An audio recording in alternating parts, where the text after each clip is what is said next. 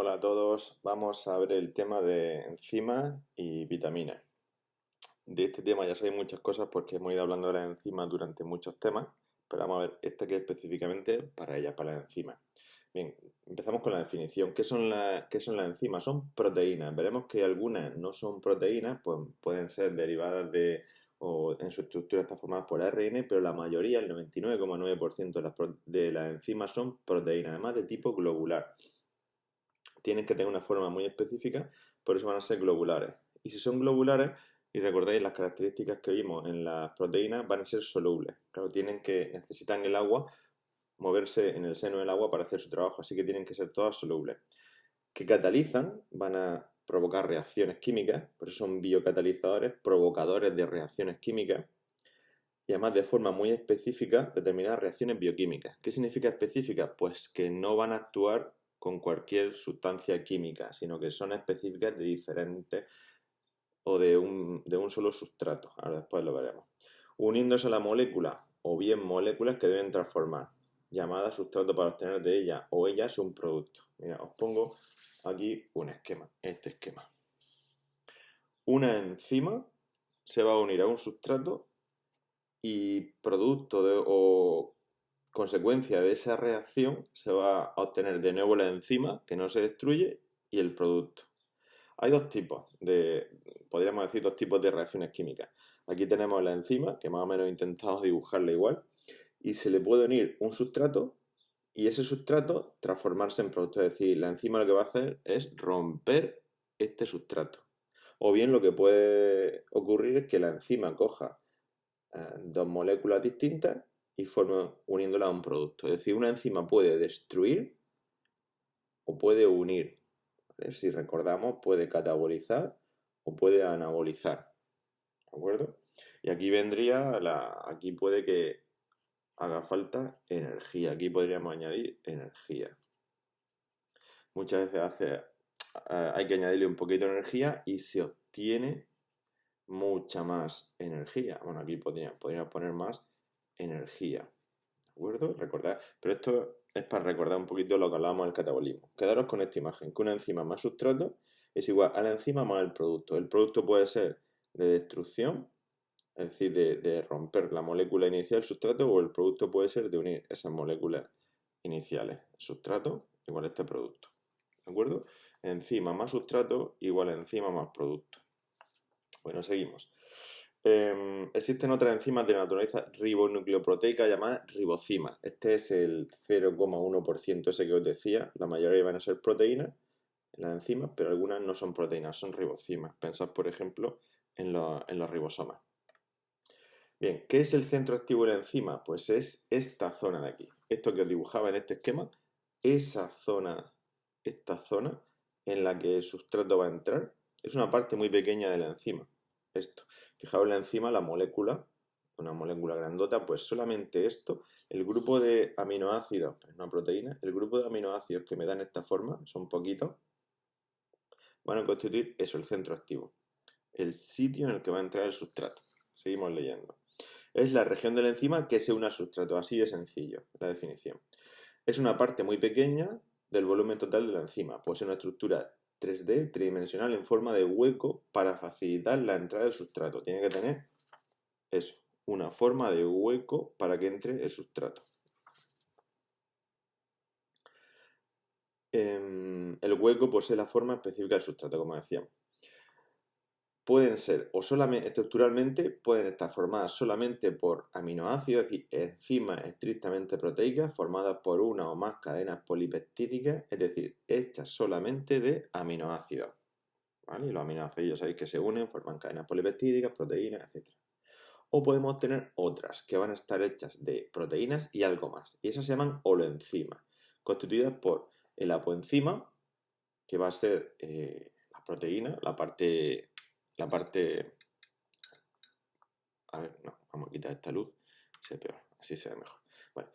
La apoenzima, que va a ser la fracción polipeptídica, es decir, lo que está hecho de aminoácidos, y lo otro, el cofactor, lo que no está hecho de aminoácidos. Aquí tenemos cuidado, no nos liemos con estos nombres. Holoenzima está formado de apoenzima más cofactor.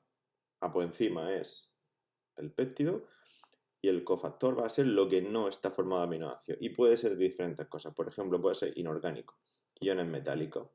Imaginad que aquí, para que esto funcione, hace falta imaginar que aquí hay una carga positiva.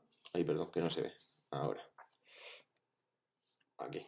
Imaginad que este sustrato tiene aquí una carga negativa. ¿Vale? Y aquí hace falta pues un catión positivo, que llegue, por ejemplo, el magnesio, que llegue el calcio, se ponga por aquí el magnesio, se ponga aquí para darle una zona positiva. En el momento en que este catión se une al centro activo, es el momento en que puede entrar el sustrato. Vale, pues todo esto es proteína, pero necesita un cofactor inorgánico, ¿de acuerdo? Para que se una al centro activo y entre. Voy a poner un ejemplo. Vale, el cofactor puede ser inorgánico, iones metálicos, o puede ser orgánico, que puede estar unido covalentemente, es decir, de forma fija, a la proteína, y entonces se va a llamar grupo prostético, por ejemplo el grupo hemo. O puede estar unido débilmente.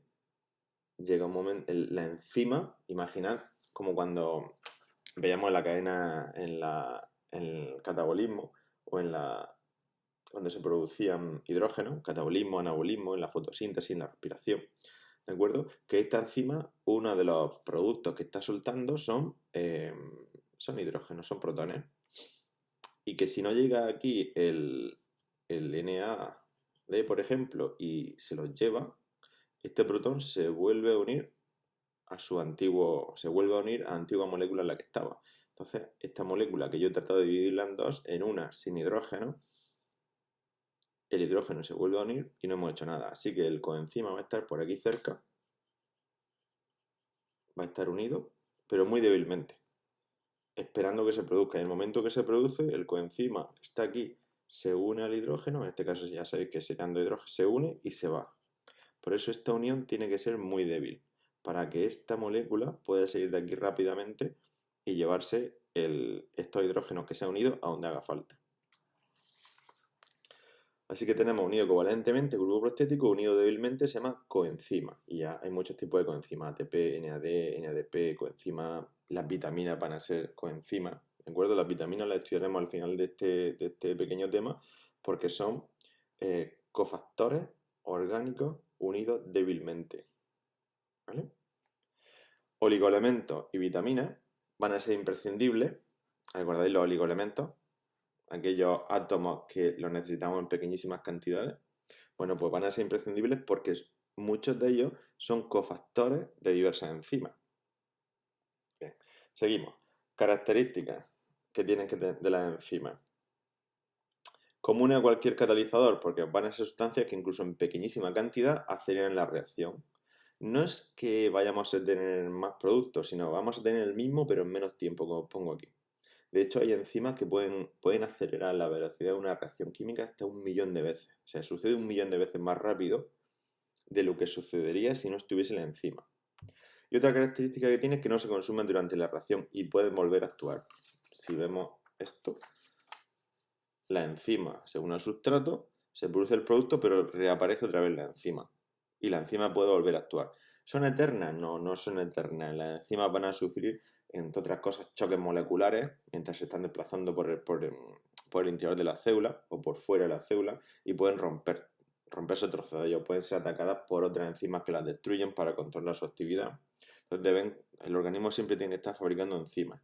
Siempre tiene que haber unas cantidades concretas de cada enzima, pero una enzima puede hacer miles de veces su trabajo antes de ser destruida, de perderse. Así que las vamos a considerar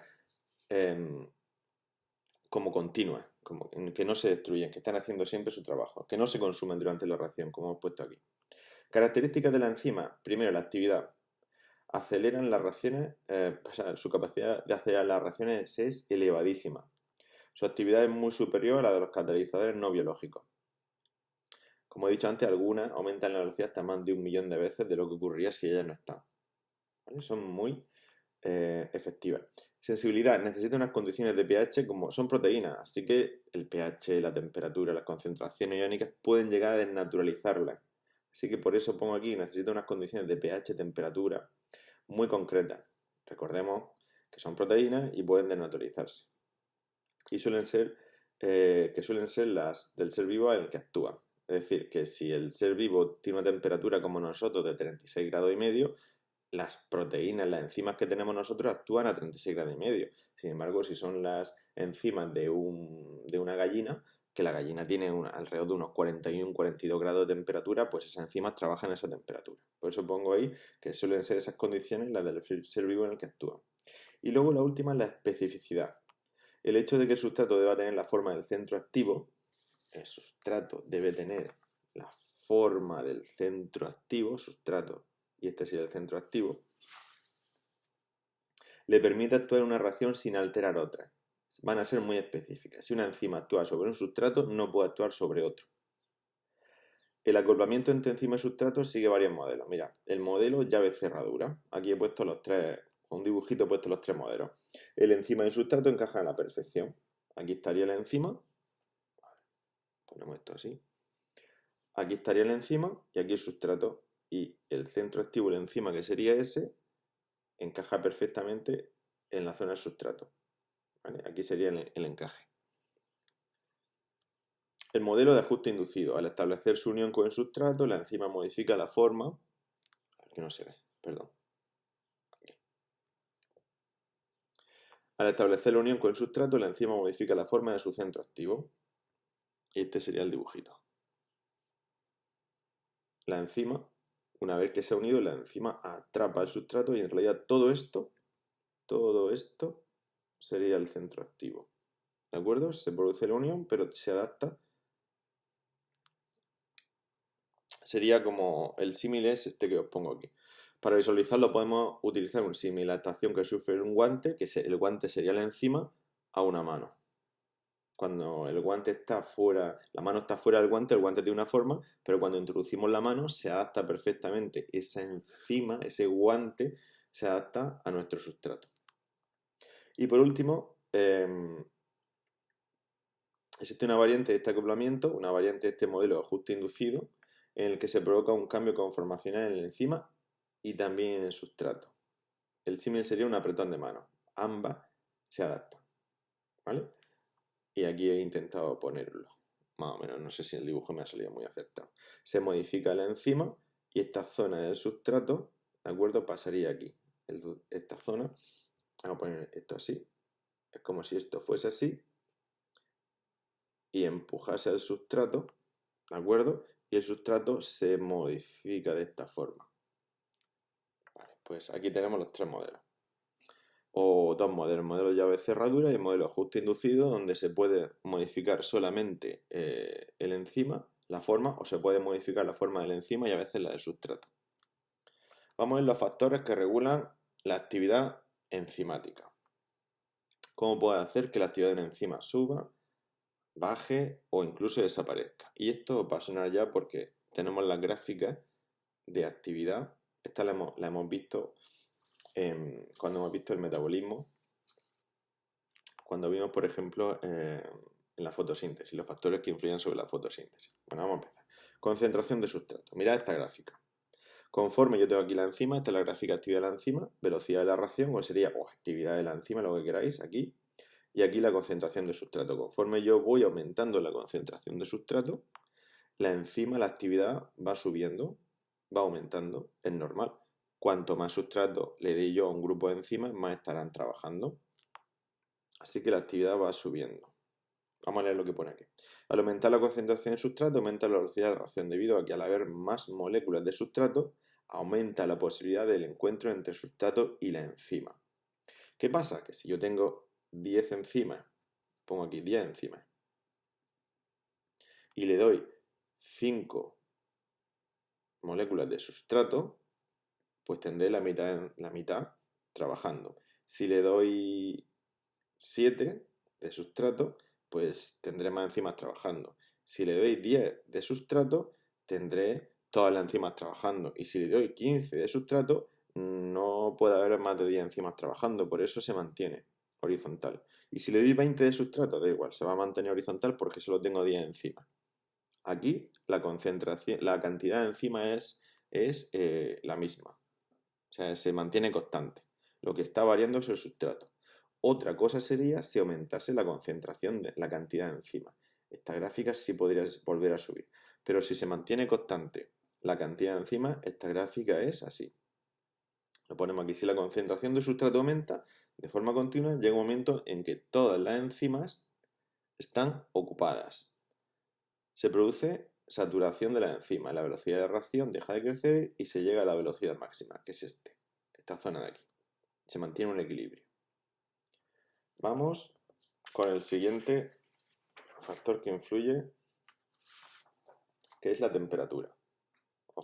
El siguiente factor que regula la actividad enzimática, temperatura. Y esta gráfica también os suena, igual que la de pH, porque como son proteínas, bien, tenemos aquí.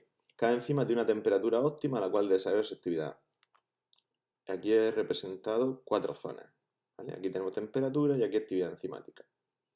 Conforme se incrementa la temperatura, aumenta la movilidad de las partículas. Conforme la temperatura va desplazándose hacia la derecha, aumenta la movilidad de las partículas y aumenta la actividad de la enzima. Ascensión de la gráfica de la zona A. Os lo he puesto aquí, está en la zona A, ¿de acuerdo? Va subiendo.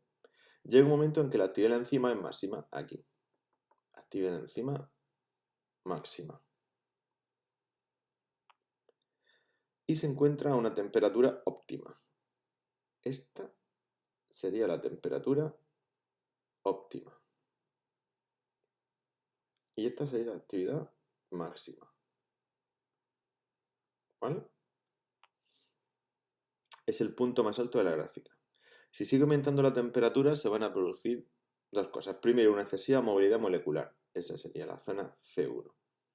Va a haber la movilidad es muy rápida, las moléculas van a chocar entre ellas y en vez de unirse, el sustrato al centro activo puede incluso reboten de la velocidad que lleva. Y segundo, que ya va a ser lo definitivo, que es esta zona de aquí, la denaturalización de las proteínas. Se pierde su estructura 3D. El centro activo deja de tener la forma que debe tener. Y si el centro activo deja de tener esa forma, mira, si se denaturaliza esta zona de aquí, me da igual. Si esta zona de aquí deja de tener esta forma, si la enzima se transforma en esto,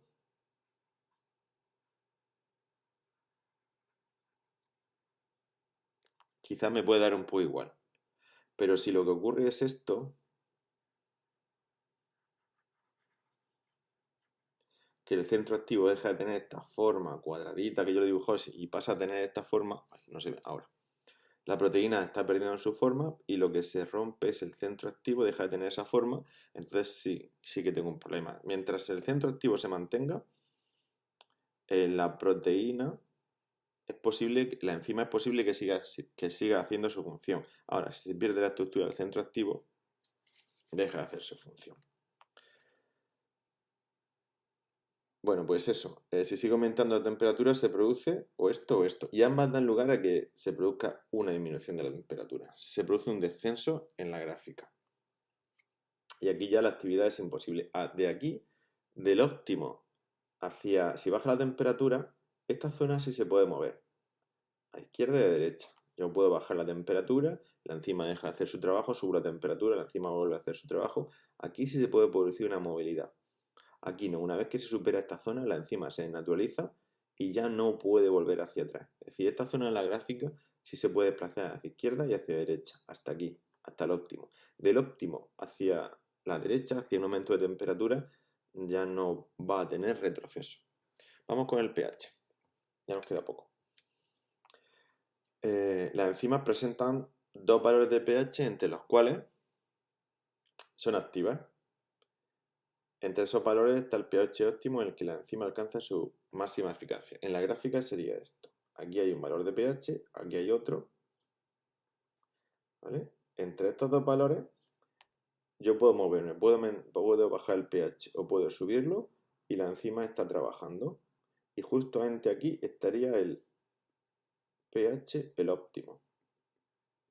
Y aquí estaría la actividad máxima. Si yo me salgo de este valor de pH hacia la derecha o de este valor de pH hacia la izquierda, se va a producir la denaturalización de la enzima. Las enzimas presentan dos valores de pH entre los cuales son activas, repetimos. Entre estos dos valores está el pH óptimo en el que la enzima alcanza su máxima eficacia. Si se sobrepasan esos valores, la proteína se desnaturaliza, pierde su estructura 3D. Cada enzima tiene un pH óptimo. No es lo mismo una enzima que está trabajando en el estómago, que tiene un pH de 3, 4, que una enzima que está trabajando en la boca, que tenemos un pH de 7,5, o una enzima que está trabajando en intestino delgado, que tiene un pH de 8. El pH influye en el grado de ionización de los radicales de los aminoácidos de la proteína, ¿vale? El pH ya sabéis que es la concentración de protones que hay en el medio, ¿vale? Pues a mayor concentración puede que sea unos radicales negativos de la enzima, o a menor concentración, ¿vale? Pues van a quedar más radicales negativos en exposición. El caso es que eso ya es química, no vamos a entrar en eso, no os van a preguntar eso. Que tengáis en cuenta esto: desnaturalización y el óptimo. Y por último, los inhibidores. ¿Qué van a ser los inhibidores? Son sustancias que disminuyen e impiden la actividad de una enzima. Y mirad, pueden ser de 3 tipos. Vamos a ver este esquemita y ahora subrayamos. Mira, la inhibición puede ser irreversible o reversible. ¿Qué pasa? Mira, yo tengo aquí una enzima, tengo aquí el sustrato que tiene que entrar, pero llega esta molécula que puede entrar en el centro activo y se une al centro activo. Y además se une de forma permanente, con lo cual este sustrato ya no puede entrar aquí, pero nunca. Si la unión es covalente, el enzima queda inutilizado permanentemente. Esto se llama envenenamiento del enzima. O sea, esta enzima ya se podría considerar que ha muerto. No está vivo y no puede morir, pero se podría considerar, hablando así vulgarmente, que ha muerto, ha desaparecido. Esto es lo que produce muchas toxinas o muchos venenos. Una unión fija a la enzima, el enzima ya no puede hacer su trabajo, ¿vale? Ese sería irreversible. Pero tengo la unión reversible, es decir, esta unión no va a ser fija. Y la reversible va a ser de dos tipos: competitiva, es decir, este es el inhibidor, que veis que tiene la misma forma que el centro activo, ¿vale? Y entonces va a competir. A ver, ¿cuál de los dos entra? Pues el primero que choque con la enzima. El inhibidor entra, se está un tiempo y sale. No es para siempre. Por eso es reversible, ¿de acuerdo? Recordemos que la irreversible entraba y se quedaba para siempre. Aquí entra y puede salir. Pero claro, puede que entre, tenga la forma del centro activo y salga, o lo que entre es el sustrato, haga el trabajo que tiene que hacer la enzima y salga el producto. ¿De qué va a depender la velocidad aquí? Pues de que haya más, por ejemplo, mira aquí he puesto muchos inhibidores y un sustrato. Si la concentración de inhibidor es alta concentración de inhibidor, va a ser el inhibidor en el que entre. Por lo tanto, la velocidad va a ser bajísima. Muy pocos sustratos van a poder entrar. Ahora bien, si la concentración de sustrato es alta, hay muchos sustratos y un poco inhibidor, casi siempre van a entrar los sustratos. El enzima va a llegar a una velocidad muy alta porque va a ser raro que este inhibidor entre. Así que dependiendo de la concentración de inhibidor y de concentración de sustrato, ahora lo veremos, la enzima puede tener o una baja velocidad o una alta velocidad. Cuando digo velocidad, digo actividad, ¿vale? Actividad. Es lo mismo. Actividad enzimática. Velocidad enzimática. Ahora bien, vamos en la competitiva. Mirad la competitiva. Mirad la forma que dibujo aquí del inhibidor. No va a competir con el sustrato. Este siempre va a inhibir. Es reversible. Es decir, se va a unir y se va a separar. Va a estar un tiempo unido y va a separar. Pero puede ocurrir esto, mirad. Puede que entre el sustrato, tenga el sustrato suerte, entra y después entra el inhibidor y no deja que salga el producto. O bien puede que se una el inhibidor a la enzima y no deje entrar el sustrato, no queda sitio para que estos sustratos entren. Así que da igual que haya muchos sustratos, que el inhibidor a competitivo va a unirse a la enzima y durante un tiempo la va a inactivar. Aquí no depende, como ocurría aquí, que haya muchos sustratos para que aumente la velocidad, no. Aquí, como haya inhibidores, se inhibe temporalmente, eso sí, por eso es reversible, pero se inhibe la actividad. ¿De acuerdo? Vale, pues vamos a ver la teoría de lo que está escrito aquí. Inhibidores. Tenemos que puede ser irreversible. Eso se llama vulgarmente envenenamiento del enzima. El inhibidor se fija permanentemente al centro activo del enzima, alterando así su estructura e inutilizándolo. Esto que veíamos. El enzima ya queda inutilizado para siempre. En esta zona de aquí. O bien puede ser reversible. No se inutiliza el centro activo, solo se impide temporalmente su funcionamiento. Y puede ser competitiva, que es esta que he dicho aquí, inhibidor y sustrato tienen la misma forma, oye, y del que más haya, pues más tendrá posibilidad de entrar. El inhibidor es similar en forma al sustrato y compite por fijarse al centro, vamos a poner aquí, y compite por fijarse al centro activo. La velocidad de la reacción variará en función de las concentraciones de inhibidor y sustrato, ya que ambos compiten, por eso es competitiva, compiten por el centro activo. A más inhibidor hay muchos inhibidores, ¿de acuerdo? Y un solo sustrato dibujado aquí. A más inhibidor, menor velocidad, y a menos inhibidor, mayor velocidad. A más inhibidores, menor velocidad, van a entrar los inhibidores y no el sustrato, que es quien tiene que entrar. Y a menos inhibidores y por lo tanto más sustrato, mayor velocidad. Y al revés. A más sustrato, más velocidad y a menos sustrato, menor velocidad. A competitiva puede suceder de dos formas. El inhibidor se fija al enzima más sustrato. El inhibidor, muy bien dicho antes, se fija al enzima más el sustrato, a los dos, y no deja salir el producto, impidiendo su separación, impidiendo que salga el producto.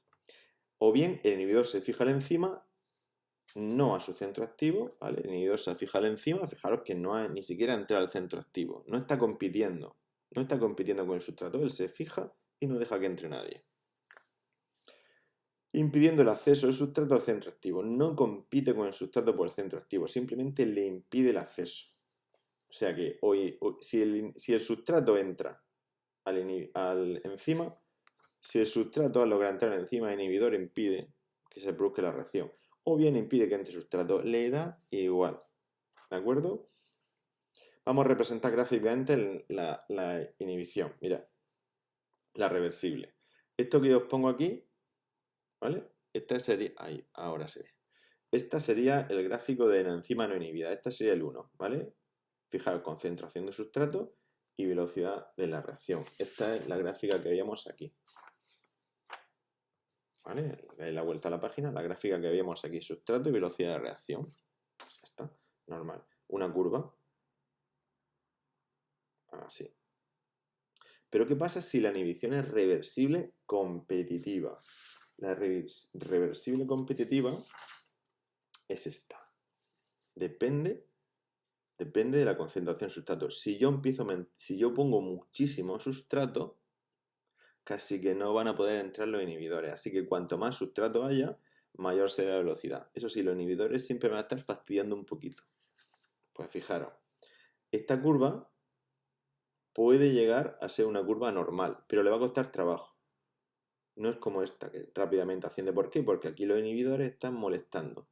Eso sí, cuando hay mucho, imaginaros que aquí hay 5 inhibidores y yo pongo uno de sustrato, los inhibidores están mandando. Imaginaos que pongo 5 sustratos, pues ya están compitiendo 5 y 5. Imaginaos que pongo 1.000.000 de sustratos y 5 inhibidores. Los inhibidores que ni aparecen. 1.000.000 de moléculas de sustrato interactuando con enzimas contra 5 inhibidores, prácticamente se logra una velocidad normal. Esa sería la reversible competitiva, el 2. Y vamos con el 3, reversible a competitiva. Hemos dicho que este le da igual, que esta se fijaba e impedía durante un tiempo de reacción química. Por eso esta gráfica nunca va a llegar a tener esta altura. Nunca se va a llegar a una velocidad parecida a la que se conseguiría si no hubiese inhibidores. Aquí los inhibidores a competitivo son reversibles porque no se fijan para siempre, pero ya están haciendo su inhibición. Si hay 10 enzimas y 5 inhibidores de este tipo, a competitivo, va a haber 5 enzimas que siempre van a estar inhibidas. Cuando se separen, irá por las otras 5. Por eso nunca se puede llegar a esta altura. ¿De acuerdo? Y luego tenemos eso con respecto a inhibidores, cómo influyen en la gráfica. Y luego tenemos los cofactores. Recordemos que un cofactor era esto.